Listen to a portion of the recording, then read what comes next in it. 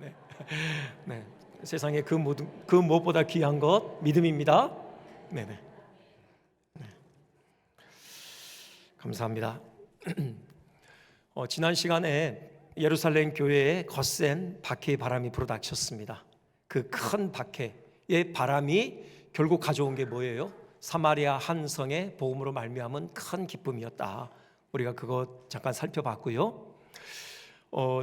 어쩔 수 없이 흩어졌죠. 박해에 의해서. 그 흩어진 성도들 무리 가운데 7 집사 중에 한 사람인 빌립이 끼어 있었습니다. 그들의 발걸음은요, 사마리아의 성으로 향했죠. 그 성에 가서 만나는 사람들, 사마리아 사람들이죠. 그들에게 복음을 전했습니다. 결국 그 복음으로 말미암아 그 성에 하늘의 신령한 기쁨이 가득하게 되었던 것이죠.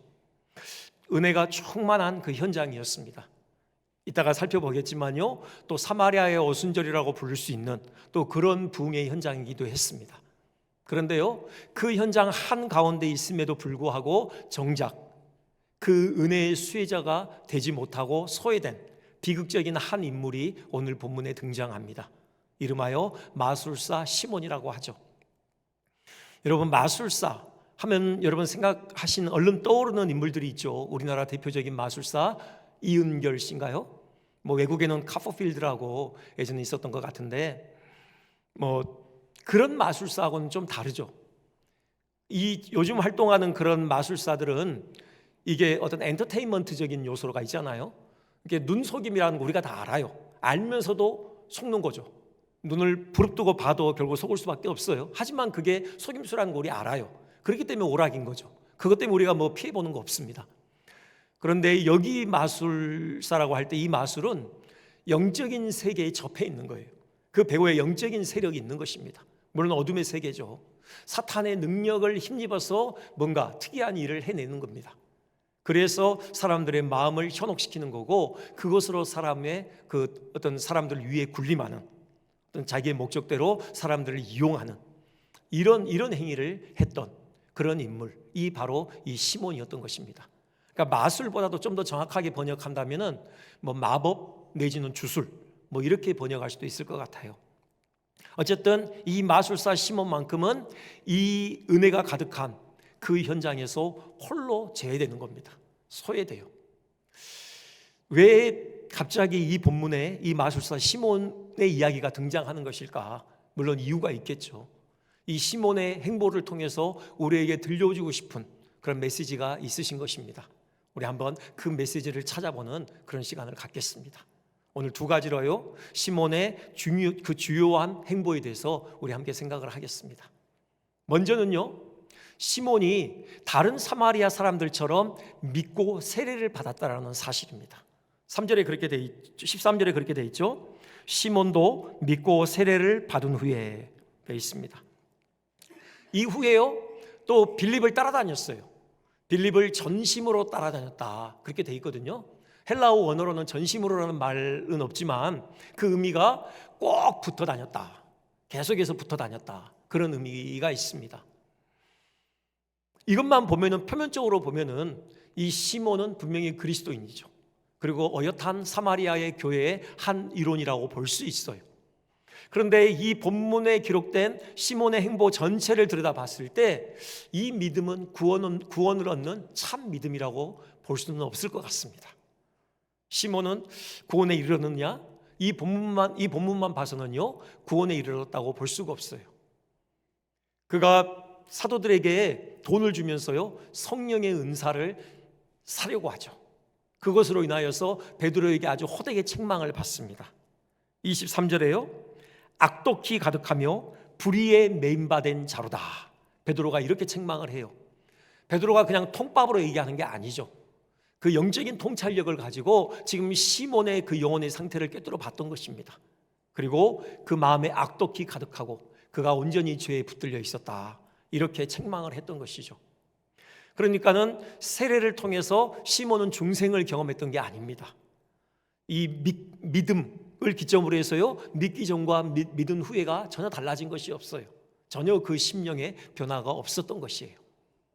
또 하나의 근거는 그 사료를 보면은, 역사적인 자료를 보면요, 초대교회 교부들이 이 마술사 시몬에 대해서 이후의 행적에 대해서 나름대로 진술을 한 내용들이 있어요.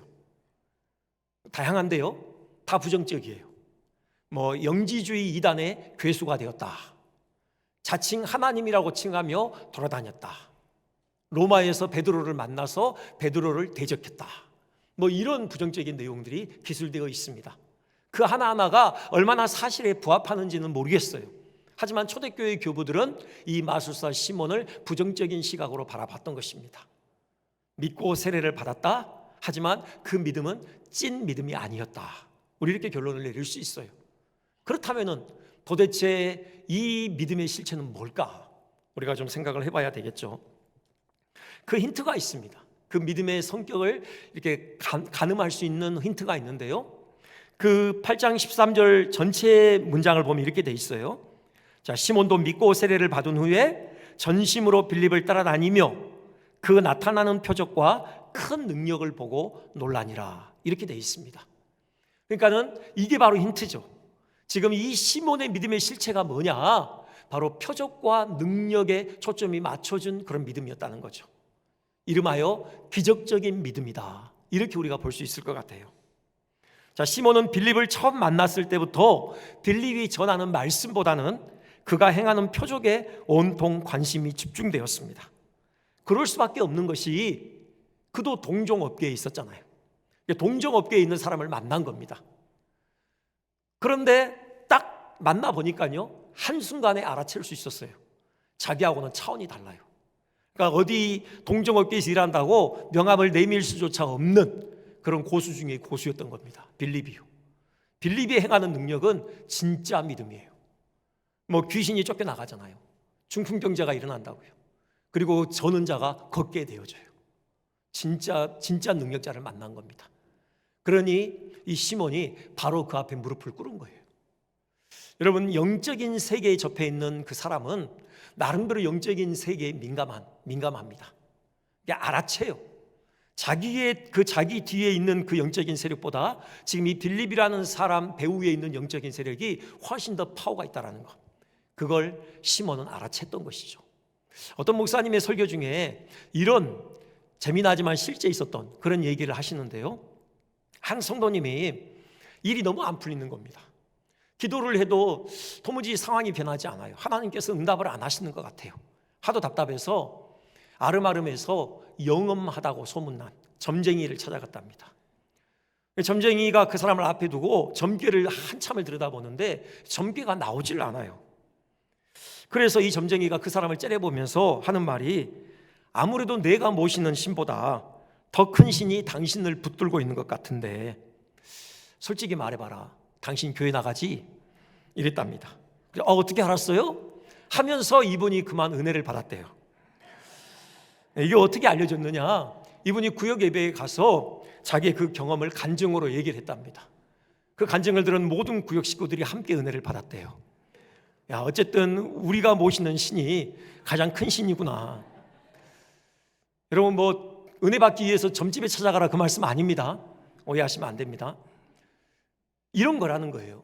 영적인 세계에 어떤 근접해 있는 자들은 그 어떤 영적인 세계를 또 이렇게 민감하게 알아채는 거죠. 지금 시몬이 그랬던 겁니다. 빌립, 자기하고는 차원이 다른 영적인 세계에 접해 있는 자다. 그 능력의 근원, 빌립이 늘 얘기하잖아요. 예수 그리스도, 어떤 예수라는 신, 그 신이 파워가 있구나, 뭐 이 정도에 대한 이해가 있었을 것이라는 거죠. 그리고 빌립 앞에 무릎을 꿇고 그가 믿고 세례를 받고 빌립에게 꽉 붙어서 그를 따라다녔다. 지금 이런 영적인 실상이다. 우리가 이렇게 유추해 볼 수 있는 것입니다. 여러분, 아무리 예수님을 믿더라도 단지 예수님께서 기적을 행하시는 능력자이시다, 이 정도 믿음 가지고는요, 구원에 이룰 수 있는 참 믿음이라고 볼 수 없어요. 여러분, 예수님께서 지상 사역을 하실 때 많은 사람들이 예수님에게 찾아왔잖아요. 왜입니까? 병 고침을 받기 위해서, 자기 힘으로는 어찌해 볼 수 없는 삶의 문제 해결받기 위해서 예수님을 찾아왔어요. 믿음이 있었던 거죠. 예수님이라면은 이 병으로부터 나를 노인받게 하실 것이다, 그런 믿음이 있었어요. 하지만 그들이 다 구원을 받았느냐? 그건 아니에요. 일례로요, 그 나병 환자 10명이 예수님을 찾아와서 도움을 청한 적이 있죠. 당시에 그 나병, 그런 악성 피부병은요 아주 부정한 것이에요. 그래서 내가 나병에 감염되면요 일상생활이 월스톱됩니다. 그냥 가정뿐만이 아니라 동네에서 아예 쫓겨나죠. 그래서 격리 생활을 합니다. 혹시라도 동네에 들어올 일이 있으면요 미리 그 손으로 흰 입술을 가리고 부정하다 부정하다 그렇게 외쳐야 해요. 왜요? 사람들에게 접근하면 안 되잖아요. 그 부정을 옮기면 안 되거든요. 그래서 예수님께 찾아오더라도 가까이 온 게 아니라요 멀리 서서 예수님께 큰 소리로 부르짖었다고 나와요. 선생이요 우리를 불쌍히 여기소서 그랬던 거죠. 고쳐달라는 거죠. 그때 예수님께서 그들에게 하시는 말씀이 그거였습니다.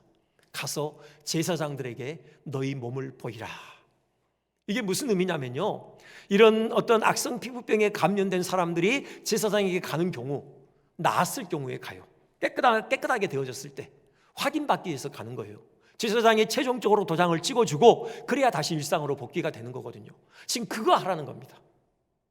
그런데요 만약에 이들이 제사장에게 가는데 지금 그 병이 그대로 있는 상태로 가면 이거 큰일 나는 거예요. 제사장이 어디 있어요? 성전에 있잖아요. 제사장을 만나려면 성전에 들어가야 된다는 건데 그 부정한 몸으로 성전에 들어갔다가는 이게 아주 큰 형벌을 당할 수가 있어요. 그러니까 이게 쉽게 그 말에 순종할 수 없는 어떤 그런 말씀이었던 거예요. 근데 이들이 어떻게 하느냐? 순종합니다. 누가복음 17장 14절 보면은 그렇게 돼 있어요. 그들이 가다가 깨끗함을 받은지라 그렇게 돼 있어요. 그들이 갔답니다. 바로 제사장을 향하여 그들의 발걸음을 옮겼다라는 거예요. 가다가 깨끗함을 받았다고 했거든요. 그러니까 도중에 그들의 병이 고쳐진 것을 그들이 확인했던 거죠. 처음에는요 제사장을 향하여 발걸음을 옮길 때는 그 병이 있는 그 상태 그대로 갔던 거예요. 이들에게는 믿음이 있었던 거예요. 예수님께서 그렇게 말씀하시면 반드시 그대로 될 것이라는 그런 믿음이 이들에게 있었던 것이에요. 그 믿음의 행보를 이들이 보였던 것이죠. 그리고는 고침을 받아요. 그 믿음대로. 자, 여기 이렇게 해서 이 사건이 끝나지 않습니다. 그 다음 어떤 사건이 이어지는데요 이들 모두가 이 믿음으로 구원을 받았느냐? 그게 아니에요. 이 중에 한 사람만 구원을 받았다라고 그렇게 선고를 받습니다. 한 사람이 자기 몸이 깨끗해진 것을 보고요 제사장에게 가다가 발걸음을 돌려요. 그래서 다시 예수님께로 향합니다. 이제는 가까이 갈 수 있잖아요. 예수님 발 앞에 가서 바짝 엎드려요. 그리고 예수님께 감사합니다. 하나님께 영광을 올려드려요. 그때 예수님께서 물으시는 질문이 이거였어요. 너희가 10명이었지 10명 다 깨끗하게 되어졌지? 그런데 왜 너만 왔느냐? 이 사람이 사마리아인이라고 나오거든요. 예수님은 이방인이라고 불러요. 이 이방인 외에는 하나님께 영광을 돌리는 자가 없었더냐? 그러면서 최종적으로 그 사람을 향하여 이렇게 선언합니다. 17장 19절인데요 내 믿음이 너를 구원하였느니라. 네, 이 사람만 믿음에 의해서 구원을 받는다고요. 여러분 병고침, 이 믿음, 이 기적적인 믿음 그것만 가지고 구원에 이른다라고 할 수 없어요. 지금 이걸 보여주는 거죠. 이 시몬이 여기에 등장하는 이유가 뭐냐? 구원 얻는 참 믿음이 뭐냐? 우리로 하여금 다시금 점검하도록 하시는 계기를 마련하시는 겁니다. 구원 얻는 참 믿음이 뭡니까? 그것은 예수님께 대하여 마땅히 알아야 될 것, 알고 바르게 믿는 것이죠. 로마서 10장 19절은 우리에게 좋은 참조점이 됩니다. 우리 한번 같이 한번 봉독해 볼까요? 자, 시작. 내가 만일 내 입으로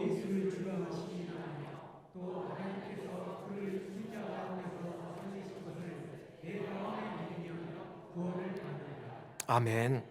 여기 예수님께 마땅히 알아야 될 것, 예수님께 대하여 마땅히 알아야 될 것 두 가지를 말씀하고 있는데요. 먼저는 예수님께서 주이시라는 거죠. 주시라는 겁니다. 여기 주는 히라바로 키리오스라고 하는데요 두 가지 의미를 담고 있어요. 하나는 예수님께서 창조주 하나님이시라는 거예요.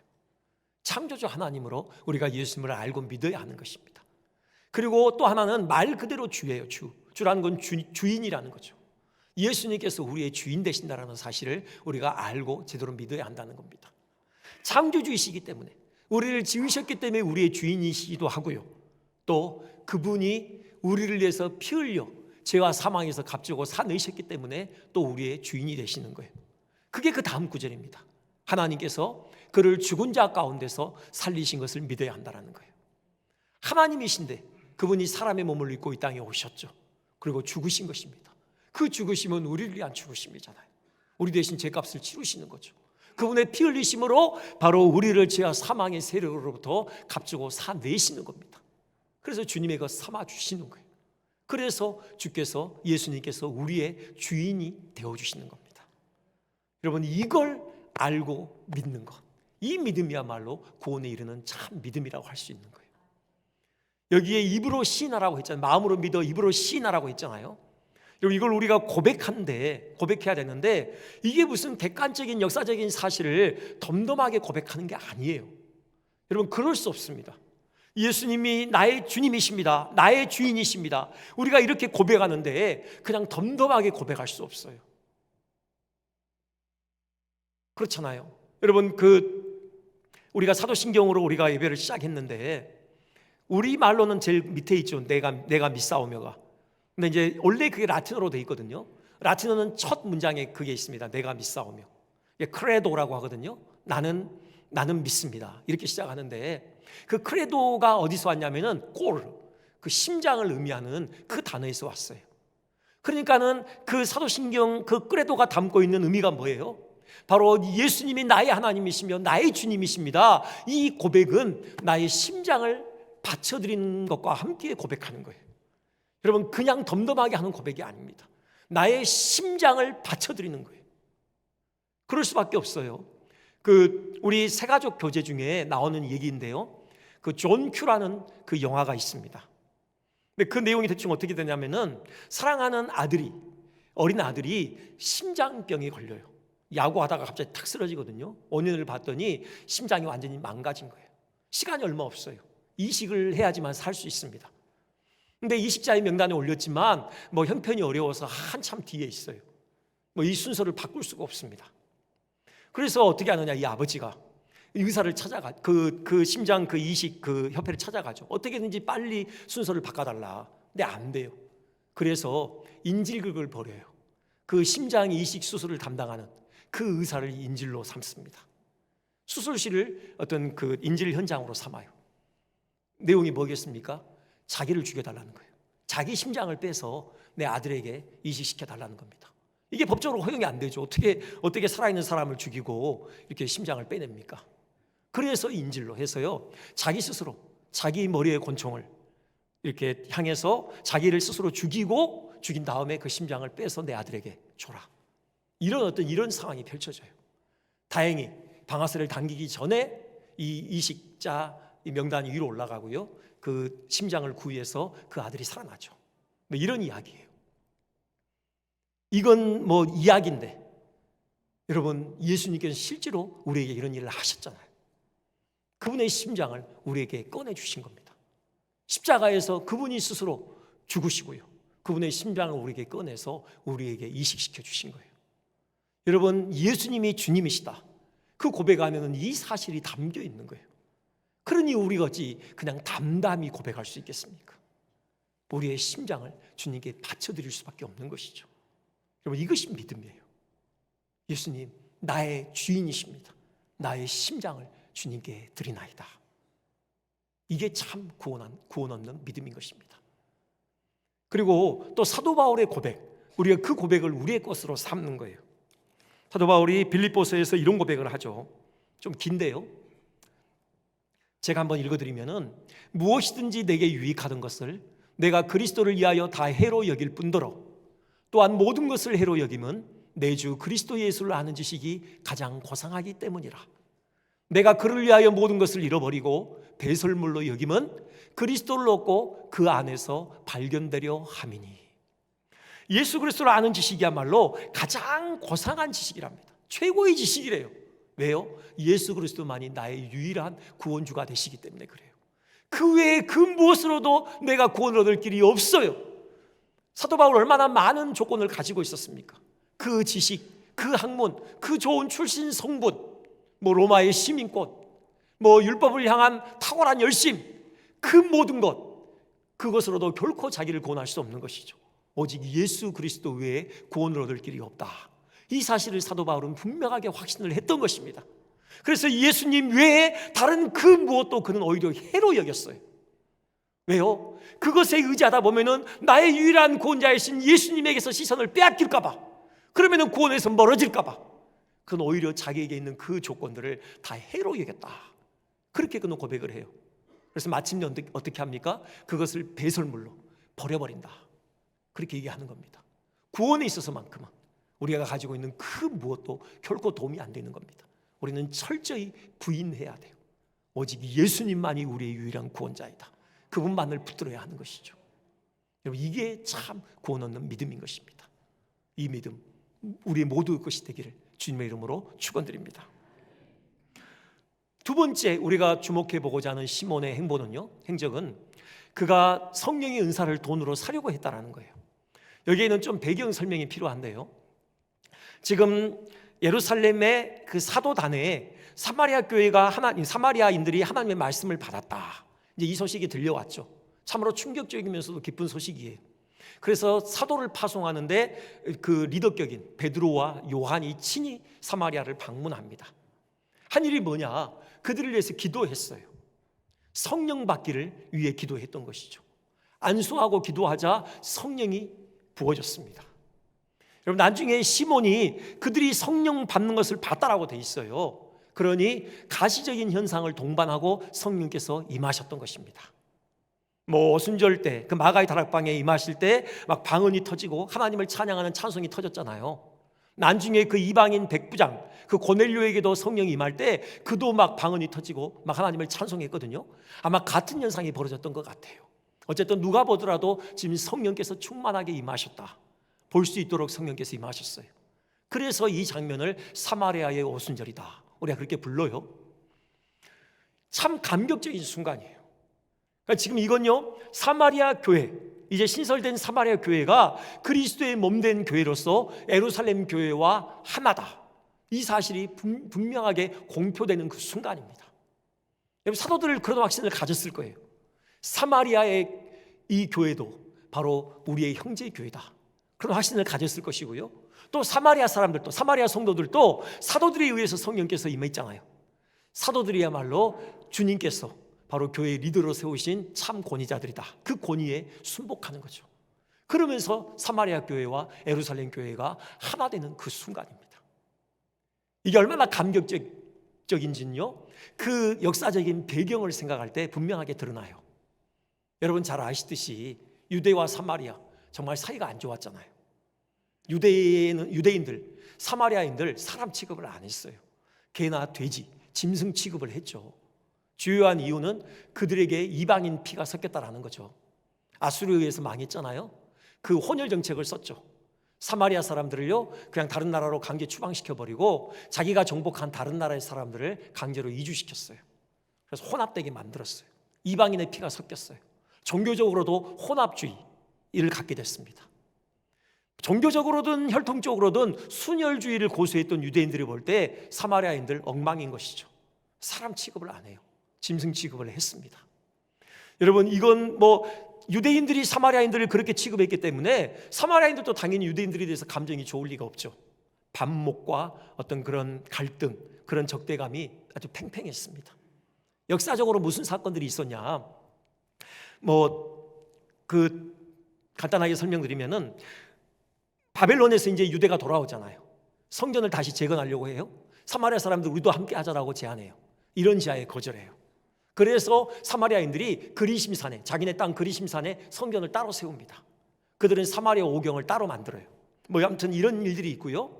나중에 이제 헬라 제국에 의해서 사마리아와 유대가 공의 지배를 받아요. 이 헬라 제국이 그 헬라 문화 동화 정책을 쓰죠. 아주 강하게 압박을 합니다. 사마리아인들은 거기에 굴복해요.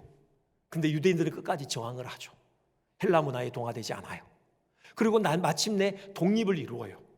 로마에 의해서 망하기까지 한 100년간 하스모니안 왕조라고 독립국가를 이루어요.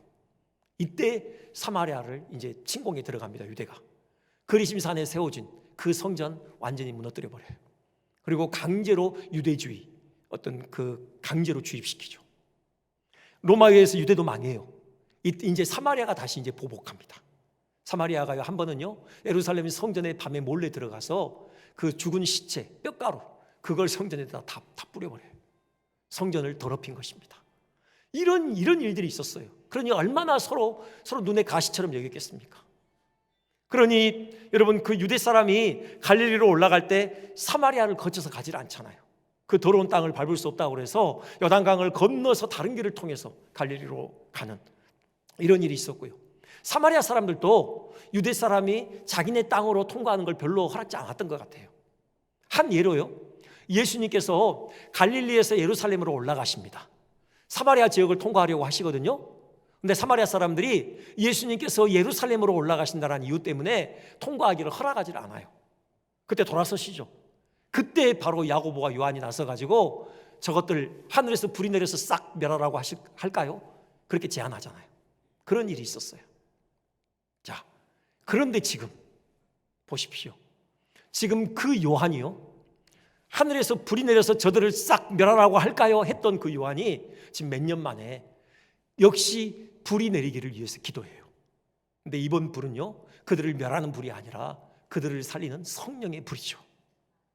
성령께서 임하십니다. 그리고요, 사마리아 교회와 예루살렘 교회가 하나가 되어져요. 성령 안에서. 얼마나 감격적인 순간입니까? 여러분, 성령께서 이루어내시는 역사예요. 그리스도의 복음이 이루어내는 역사입니다.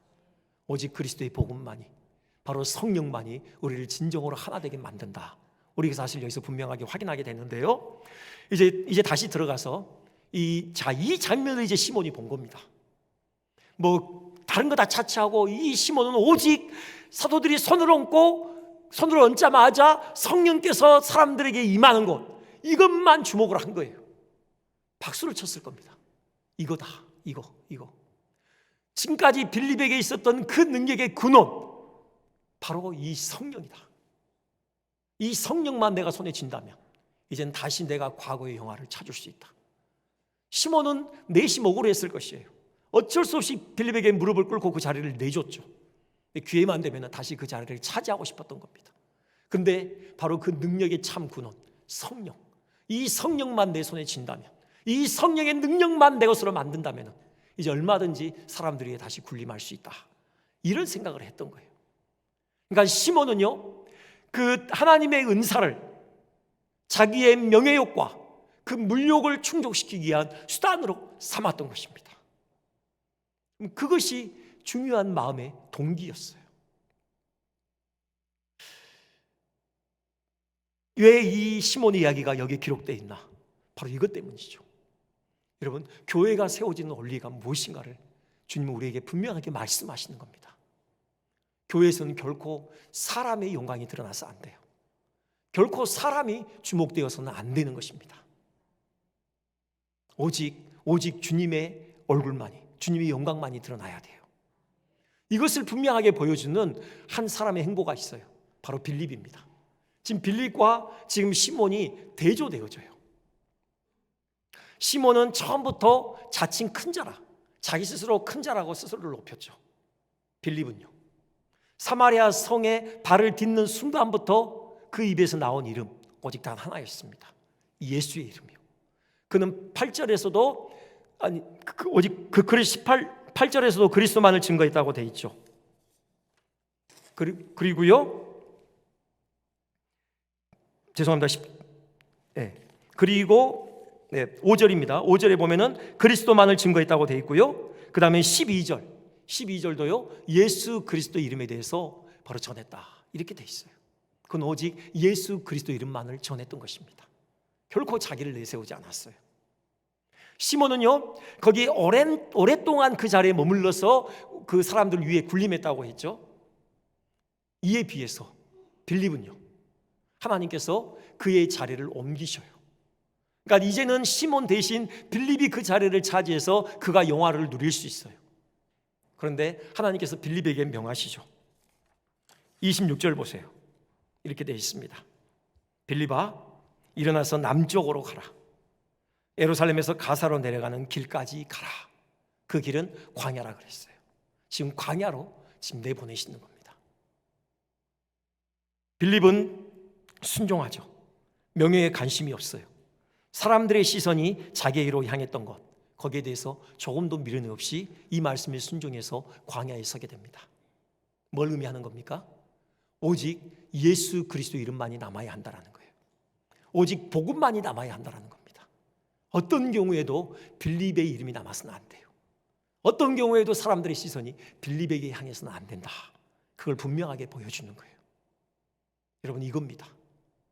여러분, 다시 말씀드리지만 오직 교회는 예수 그리스도의 이름만이 증거돼야 돼요. 예수님께서 교회의 머리 되시잖아요. 여러 가지 의미를 담고 있는데 그 중에 하나가 예수님께서 교회의 얼굴이시라는 의미예요. 얼굴이 대표 아닙니까? 사람들이 우리 교회를 볼 때요, 누구를 봐야 되느냐? 예수 그리스도만을 봐야 돼요. 결코 사람이 보여서는 안 됩니다. 사람이 주목되어서는 안 돼요. 저는 이 영광, 이 찬송, 이런 대목에서 늘 떠오르는 인물이 있어요. 바로 헤롯이요. 여러분, 헤롯이 그 왕복을 읽고 그가 일장연설을 했잖아요. 백성들의 반응이 뭐였습니까? 이는 사람의 소리가 아니요 하나님의 소리다, 신의 소리다, 막 박수치며 환호했습니다. 헤롯이요, 이 찬양을 자기가 다 받았어요. 하나님께 올려드리지 않아요. 그래서 어떻게 됩니까? 하나님의 치심을 받아 벌레에 먹혀 죽게 되는 거죠. 여러분, 오직 찬송과 영광은 우리 주님 하나님께만 합당한 것이에요. 어떤 경우에도 하나님께로 가야 될 영광을 중간에 사람이 가로채서는 안 됩니다. 두려운 일이에요. 우리 교회 그런 교회 됐으면 좋겠습니다. 오직 예수 그리스도 이름만이 증거되고 오직 예수 그리스도 영광만이 드높여지는 그런 교회 됐으면 좋겠어요. 이제 우리가 일꾼을 세웁니다. 또 직분자들을 또 추가로 더 세워요. 여러분, 늘 말씀드리지만 그 교회의 직분이라는 것은 결코 명예직이 아닙니다. 어떤 서열을 매기는 그런 직급이 아니에요. 철저하게 섬기는 섬김의 역할입니다. 여러분, 그 마음으로 여러분 우리 임직자 선출에 임했으면 좋겠고요. 뭐 그런다고 해서 사모하지 마라, 그건 아닙니다. 여러분, 사모하십시오. 귀한 일입니다. 뭐 사례가 주어지는 것도 아니고 뭐 명예가 주어지는 것도 아니고 괜히 섬기는 고달픈 일인데 뭐 그런 귀찮은 일 굳이 맡을 필요가 있는가? 아니에요. 귀한 일입니다. 주의 몸된 교회를 위하여서 정말 책임 있게 일할 수 있는 소중한 기회가 주어지는 그런 자리예요. 여러분, 사모하십시오. 하지만 겸손하게 하나님의 은혜를 구하십시오. 정말 은혜 가운데 우리 임직자 선출이 이루어졌으면 좋겠습니다. 정말 하나님께서 인정하시는 귀한 일꾼들을 세워줬어요. 또 그분들의 그 헌신과 섬김을 통해서 하나님의 영광을 더욱 드높이는 교회다운 교회로 우리 교회가 성장해 갔으면 좋겠습니다.